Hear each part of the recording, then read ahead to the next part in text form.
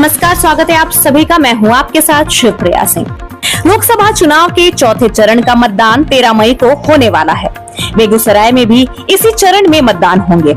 इस फेज के चुनाव के लिए प्रचार का शोर शनिवार की शाम को बंद। वही चुनाव प्रचार के अंतिम दिन एनडीए और महागठबंधन के दिग्गज नेताओं ने ताबड़तोड़ जनसभाएं की हैं। बेगूसराय में असम की मुख्यमंत्री हेमंत बिस्वा एक चुनावी जनसभा को संबोधित करने पहुंचे, जहां अपने संबोधन में उन्होंने पाकिस्तान और लव जिहाद का राग छेड़ा।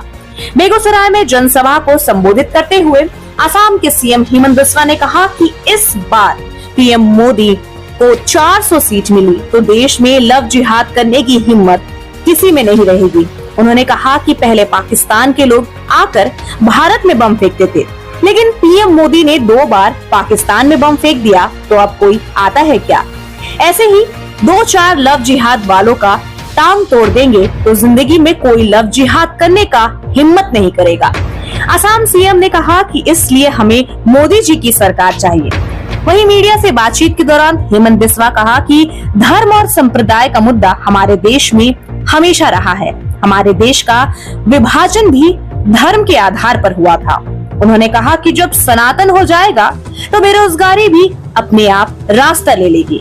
हाल में सुर्खियों में रही एक रिपोर्ट की ओर इशारा करते हुए हेमंत बिस्वा ने पूछा कि आज किसकी कौम की आबादी बढ़ रही है?